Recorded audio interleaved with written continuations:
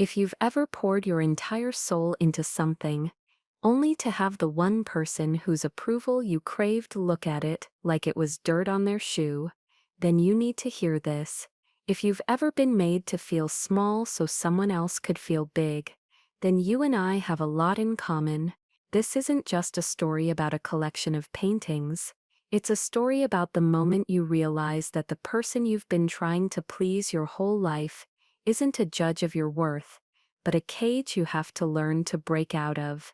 It's about how I discovered the lie my family was built on, and how I used the very skills they mocked to burn it all to the ground. My name is Isabel, and for as long as I can remember, my life has been lived in the shadow of my stepfather, Arthur. My own father passed away when I was very young, and when my mother remarried, she married into a world of old money and even older attitudes. Arthur wasn't a cruel man in the way you see in movies. There was no shouting, no overt abuse. His weapon was much quieter, more insidious. It was dismissal. A quiet, patronizing condescension that could wither you from the inside out. He was a man who collected things, companies, properties, and most importantly, art. His pride and joy was a collection of Renaissance paintings that he kept in a climate-controlled gallery in his sprawling stone mansion.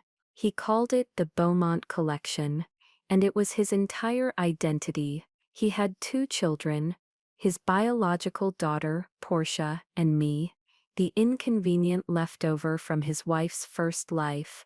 Portia was his sun, moon, and stars. She was the golden child, destined for greatness from the moment she was born. She went to the right schools, got a law degree she barely used, and floated through life on a cloud of Arthur's approval and money. Her every minor achievement was cause for a champagne toast. My achievements, on the other hand, were curiosities. When I announced I was going to study fine art restoration, Arthur had given me a thin, pitying smile. He said, "Well, Isabel, I suppose every family needs a hobbyist." A hobbyist. I had graduated top of my class from one of the most prestigious conservation programs in the world, and to him I was a hobbyist. My chosen career was a constant source of his gentle, cutting amusement. He'd introduce me to his wealthy friends with a theatrical sigh. "This is my stepdaughter, Isabel. She fixes old pictures." He'd say it with the same tone he might use for a well-meaning but slightly dim-witted gardener. Portia would stand beside him, smirking, her perfectly manicured hand resting on his arm. They were a team. I was the court jester, the slightly embarrassing family project. It wasn't about revenge back then. It was just about survival. It was about finding a way to breathe in a house where the air was thick with judgment. The ultimate prize in our lopsided family dynamic was always the Beaumont Collection. It was an unspoken truth, confirmed in 100 different ways, that the entire collection, worth an estimated $80 million, was promised to Portia. It was her birthright. On her 30th birthday, Arthur had made a grand speech at the dinner table, raising a glass of vintage Bordeaux. To Portia, he'd said, his voice ringing with pride, "A daughter who understands the value of legacy, who will one day be the custodian of our family's greatest treasures." He hadn't even glanced in my direction. I just sat there, pushing a piece of duck confit around my plate, feeling the familiar cold knot tighten in my stomach. The inciting incident, the moment the first crack appeared in the foundation of my carefully constructed tolerance, came a week before the biggest event of Arthur's social calendar, the Beaumont Gala. He was loaning his entire collection to the city's museum for a special exhibition. It was the culmination of his life's work as a collector. The newspapers were calling him a titan of culture, a modern-day Medici, and he had a special job for me. He called me to his study, a room paneled in dark mahogany, and smelling of leather and self-importance. He was standing in front of his favorite painting, a portrait of a Florentine noblewoman he proudly attributed to Botticelli. "Isabel," he said, not turning around, "I need your particular skills." He gestured vaguely at the painting. "There's a small area, just here on the sleeve, where the varnish has yellowed slightly. It's almost imperceptible, but I see it. It must be perfect for the gala. A minor touch-up. Even you should be able to handle that without incident. Even you." The words hung in the air, sharp as broken glass. I wanted to tell him to hire one of the museum's world-class conservators, but I knew what he would say. It was a matter of discretion. He didn't trust outsiders with his treasures. But the unspoken part, the real reason, was that it was cheaper. Why pay a professional when you have a hobbyist in the family? I agreed. I swallowed the bitterness and said, "Of course, Arthur." It was a betrayal of my own self-worth, one of many I had committed over the years just to keep the peace. But this time, it felt different. This time, his dismissal felt less like a casual slight, and more like a final damning verdict on my entire life. So the next day, I arrived with my tools. I set up my portable easel, and my lights in the silent, intimidating gallery. The air was cool and still, and the painted eyes of saints and nobles watched me from every wall. I was alone with the heart of Arthur's kingdom. As I began the delicate work of cleaning the small patch of varnish on the sleeve of the supposed Botticelli, my focus narrowed. This was my world. The smell of solvents, the precise feel of a cotton swab on a centuries-old canvas. Here I wasn't the dismissed stepdaughter. I was an expert. I was in control. And that's when I saw it. It was almost invisible to the naked eye, hidden within the dark cross-hatching of the woman's sleeve. A place no one would ever think to look closely. To a casual observer, it was just part of the pattern. But to a restorer, to someone who spends their life looking at the microscopic details of brushwork and pigment, it was as clear as a confession. It was a signature, not Botticelli's. It was a faint, looping A de Hori.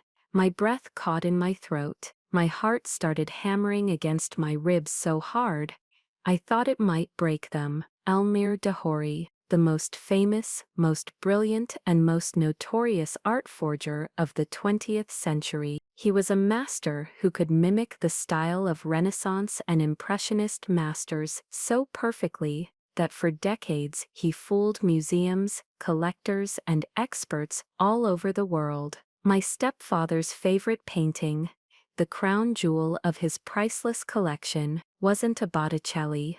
It was a fake. And as that realization washed over me, a second, much colder one followed. If this one was a fake, what about the rest? I looked around the silent gallery, at the Titians and the Raphaels and the Caravaggios, my stepfather's entire life, his legacy, his pride and joy that he had lorded over me for 2 decades, was a fraud. And I was the only person in the world who could prove it. The silence of the gallery pressed in on me. The air, which moments before had felt cool and sterile, now felt suffocating. I backed away from the easel, my hand flying to my mouth. E. de Hori. The name echoed in the vast, empty space of my mind. It wasn't just a name.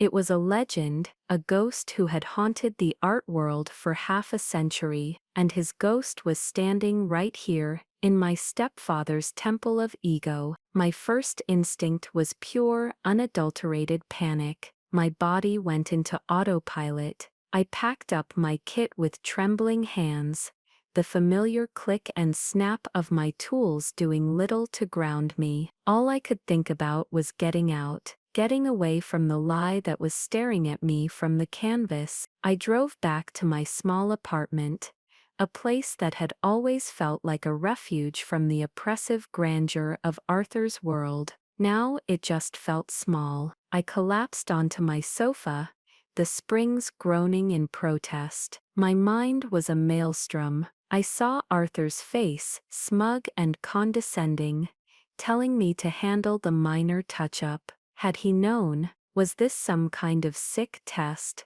No, that didn't make sense. His pride was too deeply intertwined with the authenticity of his collection. He would never knowingly build his entire identity on a foundation of forgeries. This wasn't a test. It was a delusion. He had been conned. The great Arthur Beaumont, the man who looked down on everyone, had been the biggest fool of them all. And then the flashbacks started, not as a conscious act of remembering, but as a tidal wave of every small cut, every casual cruelty I had endured for the past 20 years. It was a highlight reel of my own insignificance. I was 16 again, sitting at the polished mahogany dining table, excitedly telling him I had won a regional art competition. Arthur had barely looked up from his newspaper. He'd cleared his throat and said, "That's nice, dear." Portia made partner on her summer internship's mock trial team, and just like that, my small victory was erased. My little blue ribbon was nothing compared to the gleaming trophy of Portia's success. I was 20, home from my first year of university. My mother had proudly hung one of my charcoal figure studies in the hallway. I came home one afternoon to find it gone. When I asked where it was, Arthur, without a hint of malice, just genuine confusion, said, "Oh, that, we had the Hendersons coming for dinner." It was a bit morose for the entryway, don't you think? I put it in the upstairs linen closet. The linen closet, my work, my passion, was fit for the same space as spare towels and mothballs. Portia's framed Juris Doctor degree, however, hung right next to his own MBA in his study, like two holy relics. I was 25, trying to get a small loan to set up my own restoration studio. I had a solid business plan, a list of potential clients. I didn't want a handout. I wanted a loan, the same kind of seed money he had given Portia, to start a boutique fashion import business that had folded in less than a year with a six-figure loss. He had listened to my pitch with that same placid, dismissive expression. "Isabel," he'd said, steepling his fingers, "I admire your enthusiasm, but let's be realistic. This isn't a business. It's a craft, a lovely one to be sure, but it's not a serious investment. You need to think about your future, a stable career. Perhaps Portia could find you a position as a paralegal at her firm." He wasn't trying to be cruel. In his mind, he was being practical. He was genuinely incapable of seeing my world, my passion, as anything other than a childish fantasy. To him, value was measured in stock portfolios and courtroom victories, not in the patient, meticulous resurrection of beauty. I sat there, on my lumpy sofa, as these memories washed over me, each one another layer of sediment pressing down on my chest. For years, I had internalized his judgment. I had accepted my role as the artistic, flighty, unserious one. I had worked twice as hard as anyone I knew, building my reputation one painstaking restoration at a time, all in the desperate, foolish hope that one day he would see me, that one day he would say, "I was wrong, Isabel. You've built something incredible." That was the real joke. I had been waiting for validation from a man who didn't even know the difference between a real Botticelli and a fake. His entire system of value was a sham. His taste, his expertise, his legacy, it was all built on sand. My phone buzzed on the coffee table, shattering the silence. It was Arthur. My thumb hovered over the screen, my heart pounding again. This time with a sick sense of dread, I answered. Isabel, he said, his voice clipped and impatient. I trust you've finished? The painting is ready to be returned to its place? I couldn't speak. My throat felt like it was full of dust. Isabel, are you there?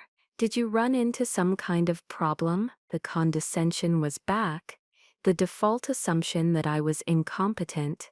And in that moment, something inside me snapped. The years of quiet resentment, of swallowed anger, finally found a voice. It wasn't loud, it was terrifyingly calm. Yes, Arthur, I said, my voice as steady as stone. I did run into a problem.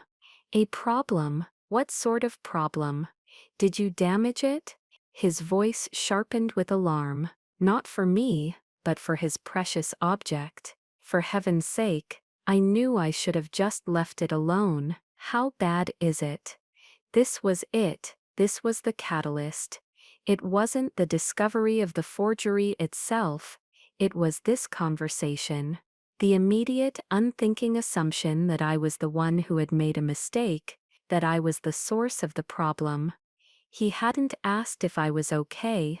He hadn't considered for a second that the problem might lie with the painting itself. All his anxiety, all his fear, was focused on the potential damage to his status symbol. No, Arthur, I said, and a strange, cold clarity settled over me. I didn't damage it. I fixed it. I did exactly what you asked. I cleaned the varnish. I paused, letting the silence stretch, and in doing so, I found something you should see. There was a brief silence on the other end of the line. What are you talking about? He asked, his tone shifting from irritated to wary. Just bring the painting back, Isabel. We'll discuss it in the morning. He was already trying to regain control, to push this inconvenient problem into a box he could manage. But I was done being managed. I was done being put in a box. It wasn't about revenge. Not yet. At that moment, it was about the truth. It was about one single, solitary moment of a level playing field. I don't think this can wait until morning, Arthur, I said. This is a problem with the entire Beaumont collection. The line went dead. He had hung up on me. He couldn't handle being challenged. He couldn't handle the idea that the problem was his, not mine. And as I stared at my phone, the cold clarity I felt began to burn. It hardened from a state of shock into something else. It was resolve. A deep, quiet, unshakable resolve. He had built his castle on lies, and he had used the stones of that castle to wall me out my entire life. Now I had found the keystone, and I was going to pull it. I wasn't just going to expose a fake painting, I was going to dismantle his entire world. The world that had tried so hard to dismantle me. It wasn't about revenge, I told myself again. But as I sat there in the dark, a slow, unfamiliar smile spread across my face, and I had to admit, the thought of it was starting to feel wonderfully, deliciously, like justice. My first call wasn't to a lawyer or a museum director. It was to Marco. Marco had been my best friend since university, a fellow art history major, who had ditched the dusty archives for the lucrative, fast-paced world of art auctioneering. He was the one person who had seen the full scope of Arthur's dismissiveness and Portia's entitlement. He was my voice of reason, the one who constantly told me I was worth more than they allowed me to be. I called him, my voice still shaky. Marco, you need to come over. Now, and you need to bring your good loopy. An hour later, he was in my small living room, a bottle of expensive whiskey in one hand, and a concerned look on his face. Izzy, you look like you've seen a ghost, he said, pouring 2 generous glasses. I didn't say anything. I just led him to my work table, where the Botticelli sat under the stark glow of my conservation lamp. I pointed to the spot on the sleeve. "Look," I whispered. He leaned in, pulling the high-powered magnifying loupe from his pocket. He was silent for a full minute, his eye pressed against the lens. The only sound was the clinking of ice in our glasses. Then he straightened up, took a long swallow of whiskey, and let out a low whistle. "Well, I'll be damned," he breathed, looking from the painting to me, his eyes wide. Elmire, the master himself. In Arthur Beaumont's house, he collapsed onto the sofa next to me. "Izzy, what does this mean?" I looked around my apartment, at the stacks of art history books, the half-finished restoration project of a minor 18th century landscape on an easel in the corner. "It means," I said, my voice gaining strength, "that my stepfather, the great connoisseur, the modern Medici, is a fraud, or a fool, or both." Marco shook his head, a grin spreading across his face. This is biblical, David and Goliath, but with better lighting." His humor was a balm, but my mind was already racing past the initial shock and into the realm of strategy. This was no longer just a personal grievance, it was a professional one.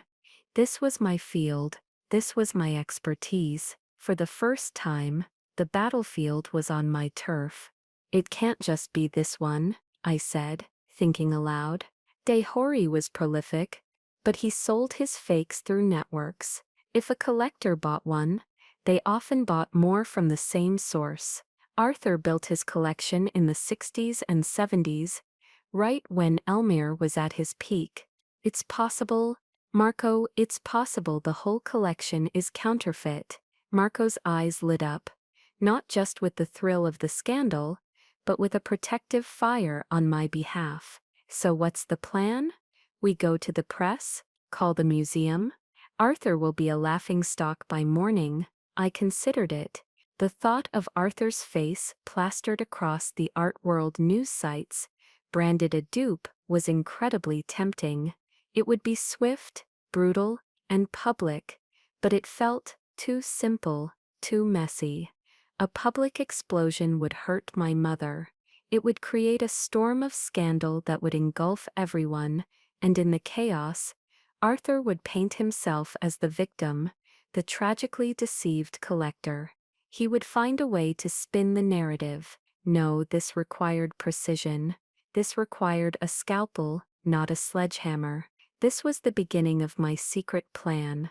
It wasn't enough to prove he was a fool. I had to use his own arrogance, his own dismissal of me, as the very tool of his undoing. I needed more proof. I needed to know the full extent of the fraud.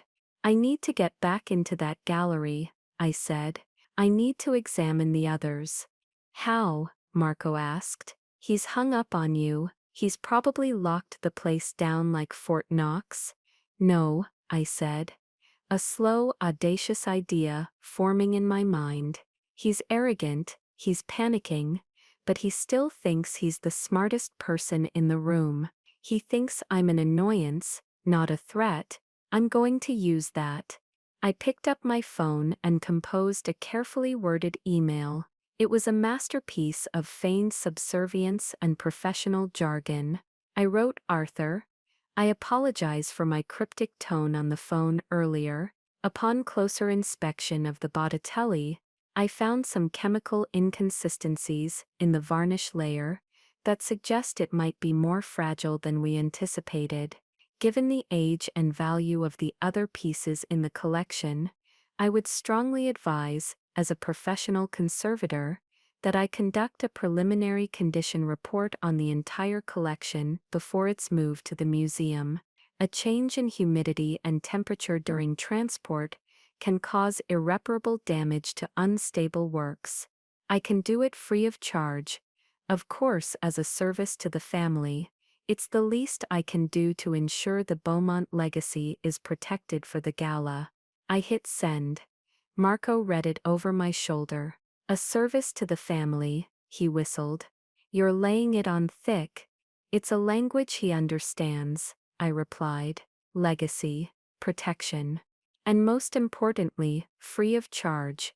It was a gamble, a huge one. I was betting everything on his lifelong belief in my harmlessness and his own skinflint nature. For 10 agonizing minutes, there was no reply. I paced my small apartment, my mind replaying every conversation, every slight. I was banking my entire strategy on a character flaw he had spent 20 years cultivating in me. Then, my phone chimed. It was an email from Arthur. It contained only 4 words: "Be there at 9. I had my hidden leverage, the knowledge of the Dehari signature. Now I had a pathway to gather more. The next morning, I walked into the Beaumont Gallery, not as a dismissed stepdaughter, but as a silent operative. Arthur was there, his face a mask of strained politeness. "Isabel," he said stiffly, "I trust this won't take long. The movers arrive in 3 days." He was trying to project authority, but I could see the flicker of anxiety in his eyes. He was worried about his paintings, not because he loved them as art, but because he loved them as assets. He still thought the problem was a yellowing varnish, a cracking pigment. He couldn't even conceive of the truth. "I'll be as efficient as possible," I said, my voice betraying none of my inner turmoil. He nodded and left, leaving me alone with my mission. For the next 3 days, I worked with a feverish intensity I had never known. I was no longer just a restorer. I was a forensic investigator. I brought in my portable UV lamp, my infrared camera, my digital microscope. One by one, I examined the crown jewels of his collection. The Titian had brushstrokes that, under magnification, showed a hesitancy completely at odds with the master's confident hand. The Renoir, a vibrant garden scene, contained a speck of titanium white pigment that hadn't been commercially available until decades after Renoir's death. The Modigliani portrait had a crackler pattern, the network of fine cracks on an old painting, that was too uniform, too perfect. It hadn't formed naturally, over time. It had been artificially induced with formaldehyde and a bake oven, a classic forger's trick. And on 2 more paintings, a supposed Defi and a Vlaminck, tucked away in the flourishes of the composition, I found it again, that same faint, looping signature, E. Dehari. My heart didn't pound this time. It settled into a slow, heavy rhythm. The scope of it was breathtaking. It wasn't 1 or 2 fakes. It was a significant portion of the collection, including the most valuable, high-profile pieces.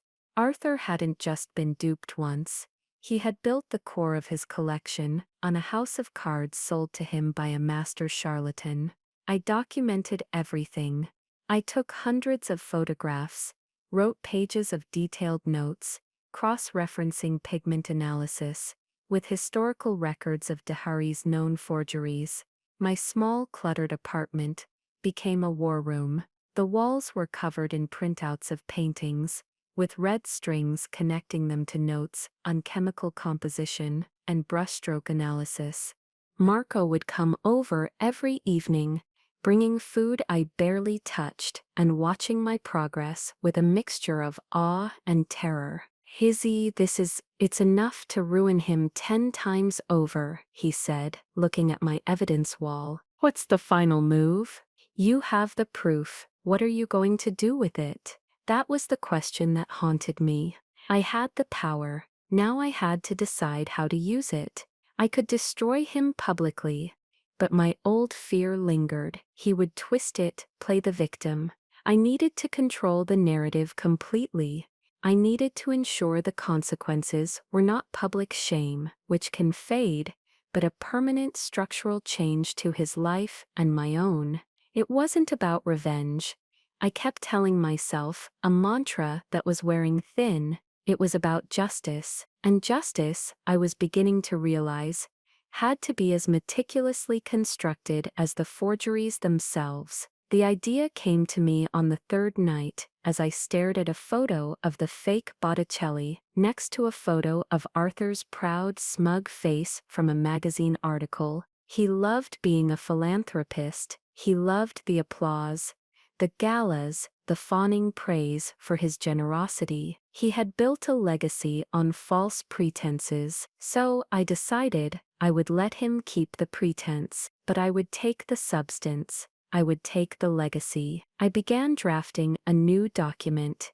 It wasn't a press release, it was a proposal for the establishment of the Beaumont Foundation for Art Forensics and Conservation, a foundation whose inaugural collection would be the entire fraudulent Beaumont collection. It would be an educational institution, a world-class laboratory for studying the very forgeries that comprised it, and its director, the proposal stated, would be me. He would fund it, he would hand over his entire collection, his entire identity, to the hobbyist stepdaughter he had so thoroughly dismissed. He would get to announce it at his own gala, to save face, to be applauded as a great patron of the arts. But everyone in that room, and he himself, would know the truth. He wouldn't be a patron, he would be a prisoner, funding his own elegantly designed cage. And I, Isabel the family joke, would be the warden.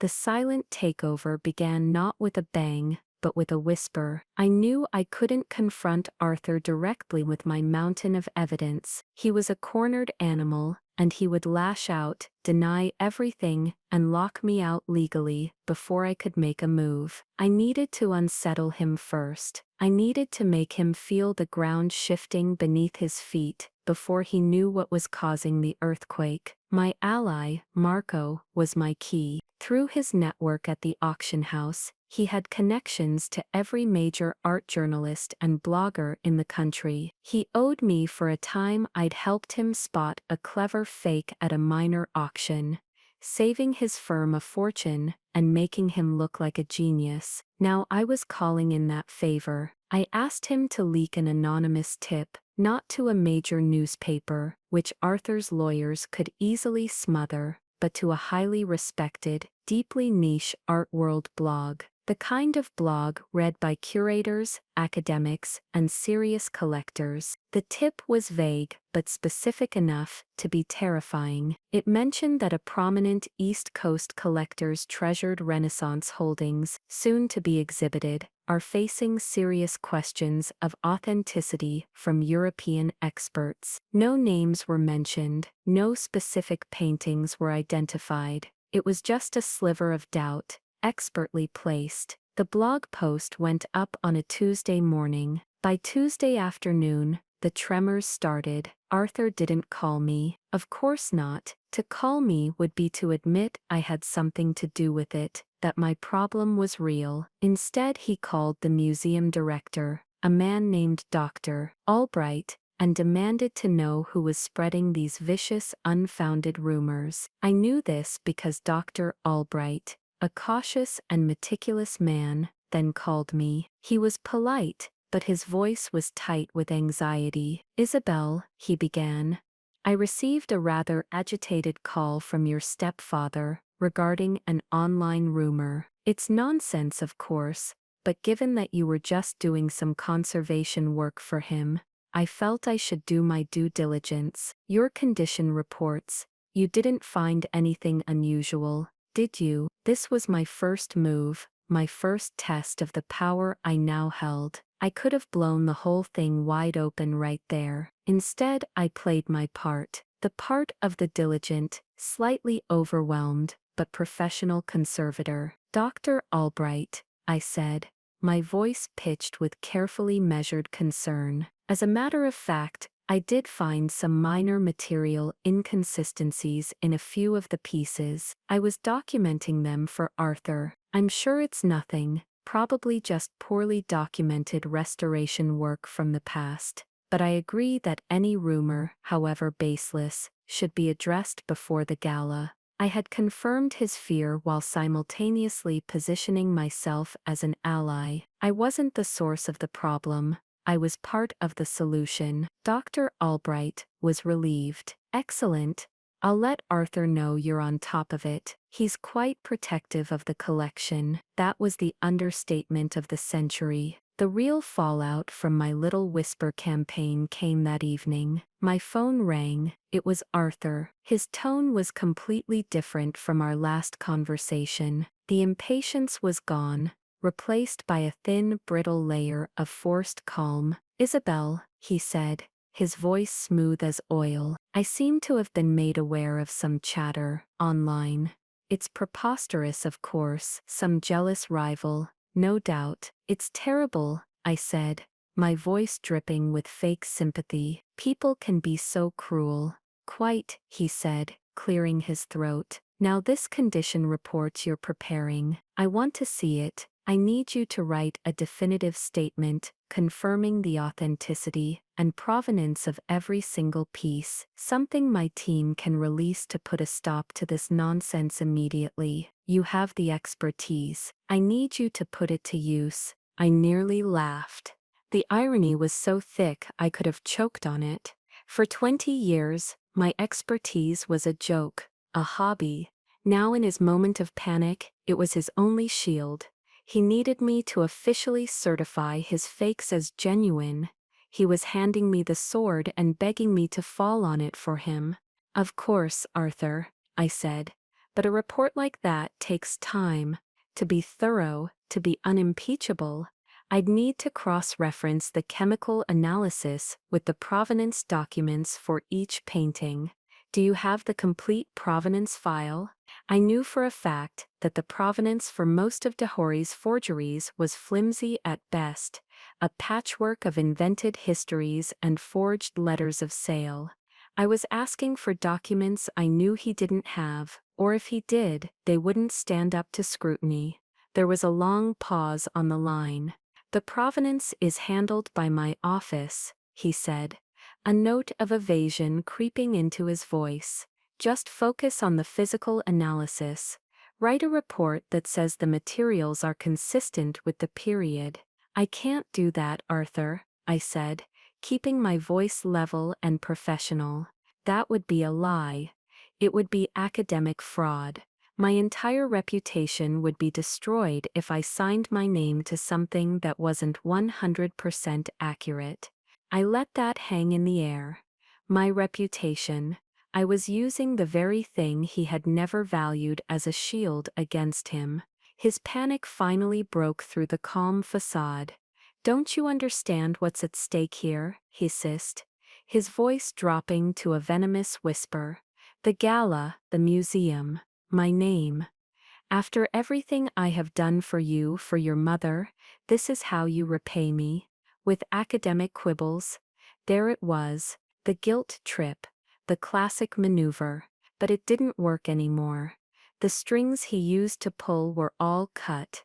"I understand perfectly what's at stake, Arthur," I said quietly, "and I'm trying to protect you, but I can't build a defense on a foundation of lies." I hung up, my hand steady. The first move was complete. I had transformed myself from the family hobbyist into the sole expert who could either save him or destroy him. I hadn't made a single accusation, but I had forced him to confront the gaping holes in his own story. He was trapped. If he fired me, it would look like a cover-up. If he kept me, he was at the mercy of my findings.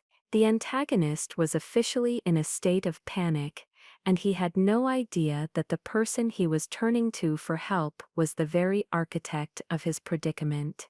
The silent takeover was well underway. The next phase would involve his golden child, the one person he was doing all this for, Portia. And I knew she would be far less subtle in her panic than her father. The real storm was about to break. The family exodus didn't happen all at once. It was more like a slow structural collapse. The first person to really crack wasn't Arthur, who was too proud to show his terror, but Portia. She had built her entire identity, her entire future, on being the heiress to the great Beaumont collection. The gala was supposed to be her coronation, the moment the world would see her as the rightful custodian of a cultural dynasty. My anonymous tip had not just threatened her father's reputation, it had threatened her inheritance and, more importantly, her social standing. She showed up at my apartment 2 days before the gala, unannounced. I opened the door to find her standing in the hallway, her arms crossed, her perfectly composed face a mask of fury. She didn't even wait for an invitation, just pushed past me into my living room, her expensive heels clicking angrily on the worn wooden floor. Her eyes immediately fell on my evidence wall. The photos, the notes, the red strings connecting the dots of her father's ruin. She spat, her voice trembling with rage. "What have you done?" I calmly closed the door behind her. "I'm doing my job, Portia. Something Arthur asked me to do." "Your job?" she sneered, gesturing wildly at the wall. "This isn't a job, this is a betrayal. My father took you in. He gave you a home, a life you could never have dreamed of, and you're trying to destroy him." It was a speech I'd heard in various forms my whole life, the narrative of my indebtedness to their family. But this time, I didn't flinch. "He didn't give me a life, Portia. He gave me a room in his house. There's a difference, and I'm not trying to destroy him. I'm trying to deal with the truth. These paintings," I said, my voice quiet and firm, "are forgeries." She actually laughed, a short, sharp, ugly sound.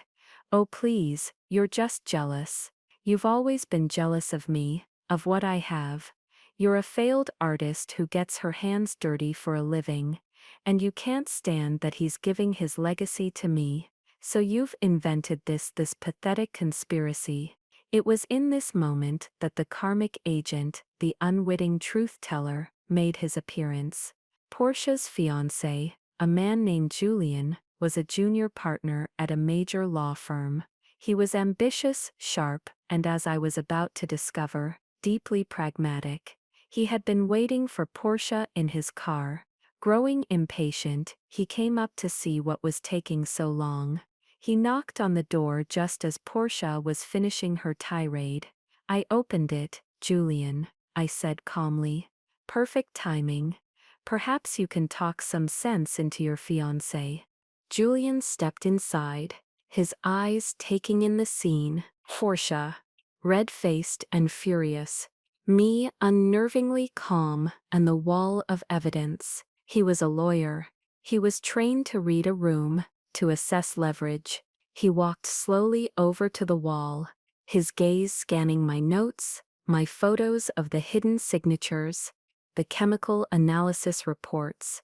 Portia tried to pull him away. "Julian, don't listen to her. It's all lies." But Julian didn't move. He was staring at the photograph of the Dehori signature, magnified 100 times. He looked at me. "Is this legitimate?" he asked, his voice low and serious. "The documentation is impeccable," I replied. "Infrared, ultraviolet, pigment spectrography. It's airtight." He turned to Portia, and for the first time, I saw a look on her face that wasn't smugness or anger. It was fear. Her fiancé wasn't looking at her with adoration. He was looking at her like she was a liability. "Portia," Julian said, his voice stripped of all warmth, "the collection. Your father has insurance on it, correct? A policy that guarantees its authenticity?" Portia stammered. "Well, of course, I mean, and has he ever filed a claim?" Julian pressed. "Has he ever had an independent appraisal done for the insurance company, not just for a sale?" The questions hung in the air. Julian wasn't thinking about legacy or family pride. He was thinking about insurance fraud. He was thinking about the legal and financial cataclysm that would occur if the $80 million collection was suddenly revealed to be worth less than 1% of that. He was thinking about the fact that his future wife's family name was about to be dragged through the mud for perpetuating a massive fraud. intentional or not. The power had shifted. It was no longer my word against theirs. A third party, a pragmatic and influential one, now saw the truth. And he didn't see art or legacy. He saw risk, liability, and ruin. Portia stared at him, her mouth opening and closing silently. Her entire world was crumbling, not because of my jealousy, but because of cold, hard facts presented to a man who dealt in them. I think you should go, Julian said quietly to Portia. She looked at him, then at me, her eyes filled with a hatred so pure it was almost beautiful. She turned and stormed out of my apartment, slamming the door behind her. Julian remained for a moment. He looked from the wall to me. What do you want? He asked. It wasn't an accusation, it was a negotiation. I want to prevent a public scandal, I said truthfully, and I want to see this collection used for something meaningful. He nodded slowly, a flicker of respect in his eyes. He understood. This wasn't about destruction, it was about control. He gave me his card. My firm has a department that specializes in philanthropic foundations. If your stepfather decides he needs legal counsel on recontextualizing his legacy, have him call me. He left. The exodus had begun. Portia's power base, her fiancé, had just tacitly sided with me. She would go back to Arthur, not with a unified front of outrage, but with Julian's fearful, pragmatic questions, planting a seed of doubt and terror in her father's heart that I never could have. Arthur's desperate counter-manipulation was next. He called me that night, his voice a ragged mess of pleading and threats. He offered me money, a trust fund to ensure my silence. He threatened to sue me for defamation. He tried to appeal to my love for my mother, telling me a scandal would destroy her, but it was all just noise. He was reacting to the moves I had made yesterday, with no idea what I was planning for tomorrow. The power had irrevocably shifted. The family, as they knew it, was already a ghost. The final confrontation was not of my choosing, but it played out exactly as I had foreseen. Arthur, in a last-ditch effort to reassert his authority, summoned me for a family meeting the night before the gala. It was to be held in the formal dining room, the very same room where I had been systematically diminished for 2 decades. When I arrived, the scene was set like a tribunal. Arthur sat at the head of the long polished table, his face pale and grim. Portia was at his side, her expression a mixture of sullen anger and anxiety. My mother sat opposite them,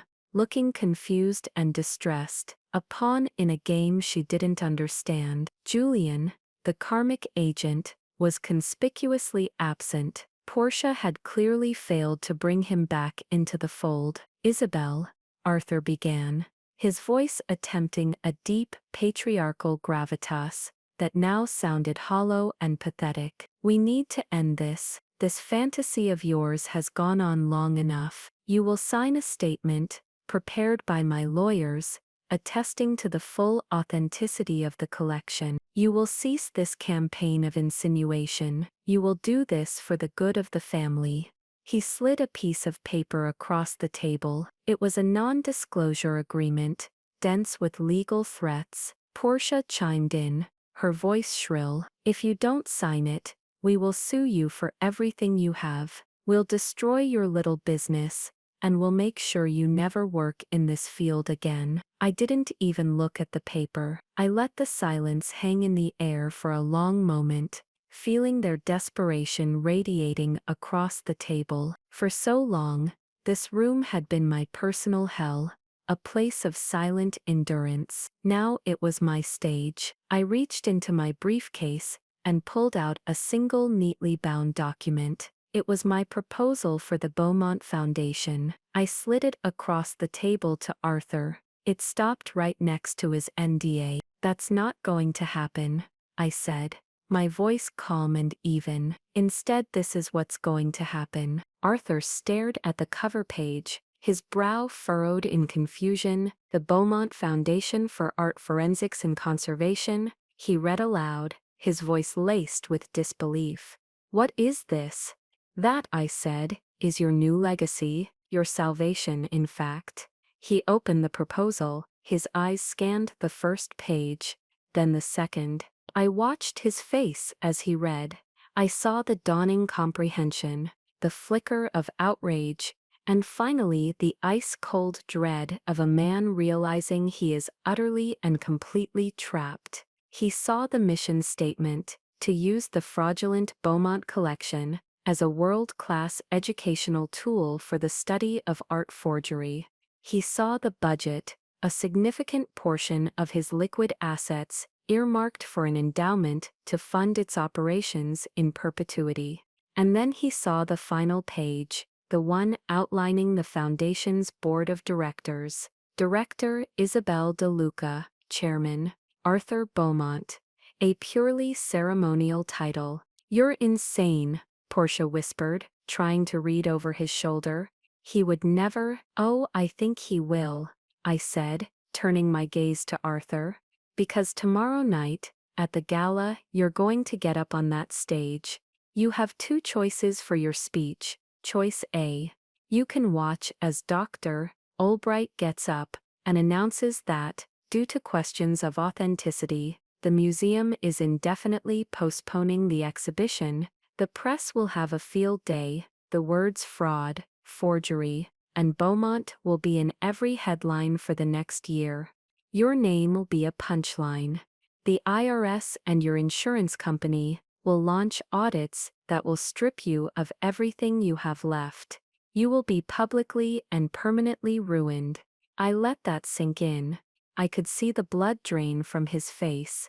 "Or," I continued, my voice softening slightly, "there's choice B.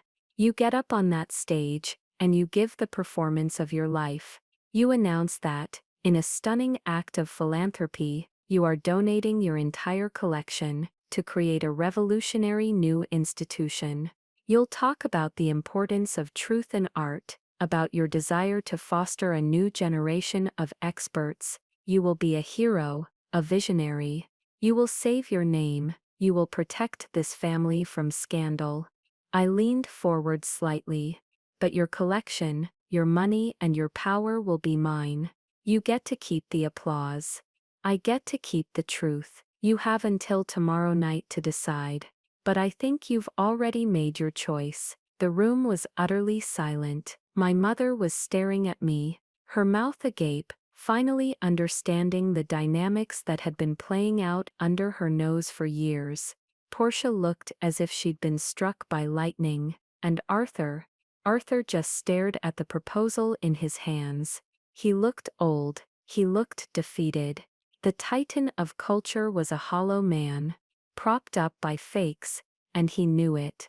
The charade was over, the new reality had arrived, not with a shout, but with the quiet, rustling sound of a few pages of paper that held his entire world in the balance.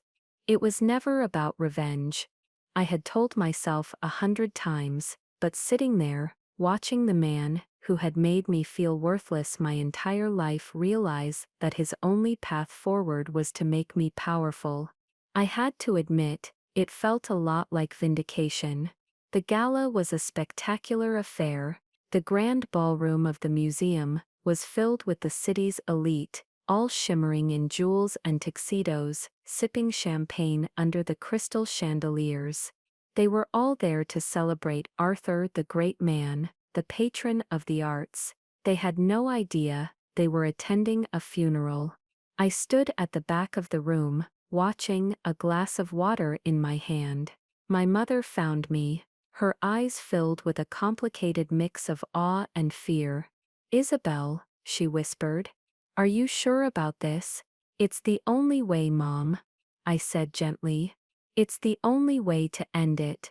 When the time came, Dr. Albright took the stage to introduce the man of the hour. Arthur walked to the podium. He looked impeccable in his custom-tailored tuxedo, but I could see the slight tremor in his hands, the deadness in his eyes.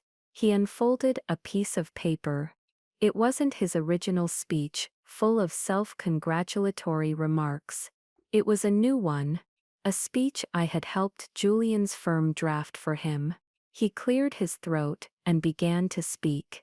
He talked about his love for art, his journey as a collector, and then he came to the pivot. But a collection is not an end in itself, he said, his voice straining to sound sincere. It must serve a higher purpose. And so tonight, I am not here to celebrate the past. I am here to announce the future. A murmur went through the crowd. He paused for dramatic effect, just as we'd planned. Tonight I am announcing the donation of my entire collection to form a new groundbreaking institution, the Beaumont Foundation for Art Forensics and Conservation. There were gasps, then a wave of thunderous applause. People were on their feet. They were cheering for his incredible generosity, his vision. Portia stood beside my mother, her face a perfect practiced mask of proud daughterly devotion. It was a masterful performance, Arthur continued, his voice gaining a strange hollow strength. This foundation will be dedicated to the pursuit of truth in art. It will be a place of study, of science, of ensuring that the great legacies of art are protected from fraud and deception. And it will be led by a brilliant conservator, someone whose expertise and integrity in this field are beyond reproach. My stepdaughter, Isabel De Luca. He said my name, he said it into the microphone, and it echoed through the grand hall. For the first time he said my name with something that sounded like respect. He had no choice. Every eye in the room turned to me. I just stood there, holding my glass of water, and gave a small, modest nod. The applause was deafening. They were clapping for him, but the victory was mine. I had taken his greatest shame and turned it into my greatest triumph. He had lost everything, but had done it in a way that preserved his public face. It was the most elegant, most complete, and most silent takedown imaginable. The resolution was quiet but absolute. The foundation was established within months, with a massive, legally binding endowment from Arthur's accounts. My name was suddenly on the lips of every museum director and art historian in the country. I was the woman who had convinced a titan to turn his private collection into a public trust for academic good. My hobby had become a world-renowned institution. I moved my studio out of my small apartment and into the state-of-the-art laboratory we built on the museum's campus. The Beaumont collection, my collection now, was its first and most famous subject of study. The fake Botticelli hangs in the entrance hall, not as a masterpiece, but as a teaching tool, with a small plaque that reads Circle of Elmire de Hori, c. 1965. Arthur is a diminished figure. He still has some money, but his power is gone. He attends the foundation's board meetings, where he sits silently at the end of the long table, while I, Director De Luca, present the quarterly reports. We are polite, professional strangers. There is nothing left to say. Portia's life also changed. Julian, ever the pragmatist, broke off the engagement a few months after the gala. The risk to his own career, being tied to a family built on such a spectacular deception, was too great. Without the promise of an $80 million inheritance, Portia's appeal had diminished considerably. The last I heard, she had to dust off her law degree and take a job at a small suburban firm. She has to work for a living. It wasn't about the money. I know people say that, and it's usually not true. But for me, it really wasn't. I live a comfortable life, but I don't live like Arthur did. The money is for the foundation, for the work. For me, it was always about the truth. It was about respect. It was about taking the one thing I was good at, the very thing he mocked me for, and showing him that it was more real, more powerful, and more valuable than his entire fantasy world. It was about proving that my passion wasn't a hobby. It was a key that could unlock cages you don't even know you're in. So let me ask you a question. What is the thing that you love? The thing that you pour your heart into?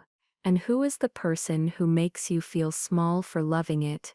For a long time, I thought the problem was me.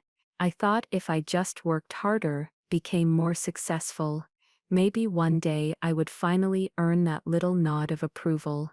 But the moral of my story is this: stop waiting for approval from people who are incapable of giving it. Stop measuring your worth by a yardstick held by someone who doesn't even see you. The power isn't in pleasing them. The power is in realizing you don't need them to please. Your passion, your skill, your truth, that's not your weakness. That is your weapon. You just have to be brave enough to use it. Thanks for listening to my story. If you've ever felt overlooked or dismissed by your family, let me know your story in the comments below. I read every single one, and if you want to hear more stories about people taking back their power, make sure you like this video and subscribe to the channel. It really helps. Remember to hit the notification bell so you don't miss the next one. You are not alone, and your story matters.